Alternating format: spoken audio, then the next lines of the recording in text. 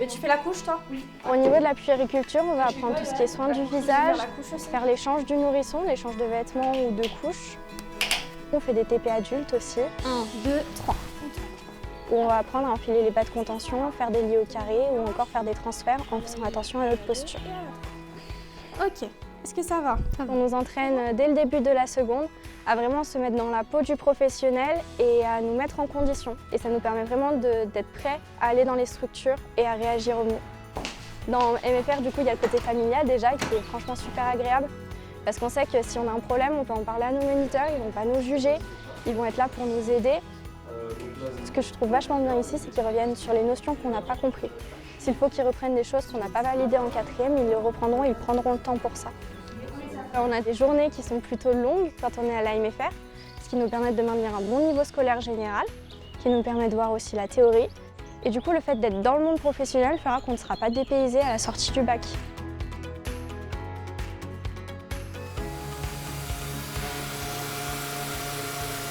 Ça fait bientôt 3 ans que je suis dans cette entreprise. Tout se passe bien avec les collègues qui sont beaucoup à m'aider, à surveiller ce que je fais, tout ça. J'apprécie vraiment d'ailleurs, parce que du coup j'apprends plein de choses grâce à eux. J'ai passé un CAP fabricant que j'ai eu, un CAP installateur aussi que j'ai eu dans cette entreprise.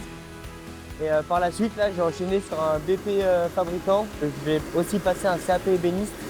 Je fais ce que j'aime et ça peut que rouler, quoi. Je peux avancer et c'est top. Ça, c'est hyper important, hein. Parce que les traces, elles vont ressortir. L'avantage qu'il a chez nous, c'est qu'il n'a pas d'objectif de temps. On essaye de lui donner beaucoup d'autonomie. On lui essaye de lui donner des projets de A à Z, de lui donner du débit jusqu'au vernis, jusqu'à la livraison et la pose même. La première des choses, c'est qu'il soit bon menuisier quand il sort de chez nous, qu'il reste chez nous, on l'espère, mais s'il part ailleurs, tant mieux pour le prochain. Mais qu'on crée une vraie main-d'œuvre et une vraie bonne main-d'œuvre sur le marché du travail pour plus tard. J'ai eu exactement le même parcours. J'ai fait mon CAP menuisier fabricant, CAP installateur sur un an que j'ai obtenu. J'ai passé en candidat libre le CAP ébéniste et le brevet professionnel. Tout ça à la MFR Le Chalet à Saint-André-le-Gaz. Aujourd'hui, les jeunes, on essaye de les envoyer là-bas. Ils ont un très bel atelier, ils ont des très bonnes connaissances, des très bons professeurs.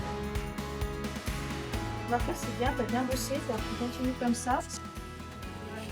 On a toujours un temps individuel qu'on prend au retour du stage avec ces jeunes pour voir ce qu'ils ont fait pendant qu'ils étaient en alternance. On va se servir vraiment de la pratique, de ce qu'aiment les jeunes, de ce qui les anime, de là où ils sont motivés, où ils sont à l'écoute du maître de stage. Et ensuite, on va se servir de ce qu'ils ont appris, nous, en salle de cours. Une des valeurs des maisons familiales, c'est bien sûr que le jeune valide son diplôme, mais c'est également qu'il s'épanouisse en tant que personne, en tant que citoyen, qu'il soit bien dans ses baskets, qui sont à 98% internes. On les a du lundi matin au vendredi soir. On va partager des moments de vie avec eux. Notre lien ne va pas être uniquement celui d'un enseignant avec son élève en fait. Généralement, on sait d'où ils viennent, on sait où est-ce qu'ils sont en stage. On arrive au fil du temps à savoir aussi les problématiques qu'ont certains, ce qui nous aide à mieux les comprendre. Salut Vincent. Salut. Ça va? On essaye vraiment de prendre en compte le parcours du jeune, sa motivation, ses habitudes pour l'orienter au mieux dans son projet professionnel. On voit les jeunes progresser, on les voit pour certains arriver en quatrième et partir en terminale avec un diplôme. On voit l'évolution qu'il y a eu, on voit ce qu'ils sont devenus, des adultes responsables. Donc ça fait plaisir, on a vraiment la sensation de travailler pour eux. Les MFR sont à la fois avec un fonctionnement lié à toute une équipe, direction, enseignants, administratifs, et à la fois une équipe de parents.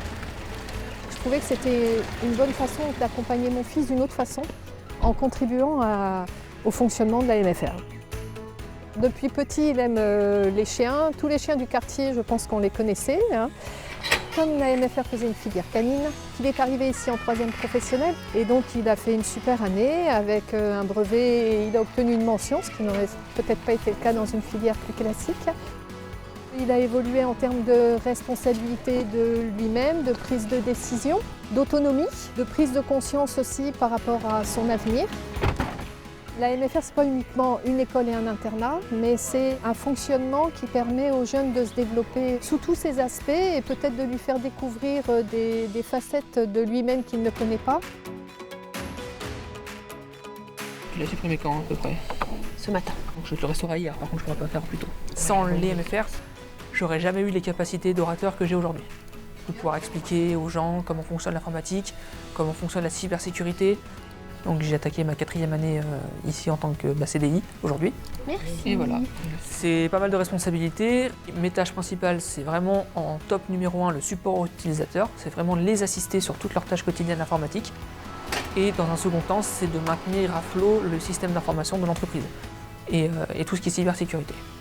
C'est vraiment l'AMFR qui m'a fait grandir. Je suis comme beaucoup de jeunes aujourd'hui qui ne supportent pas la théorie pure. J'ai trouvé dans l'alternance le fait d'appliquer ce que je voyais en cours. Je suis passé dans différentes structures, de la chambre consulaire au public, au privé.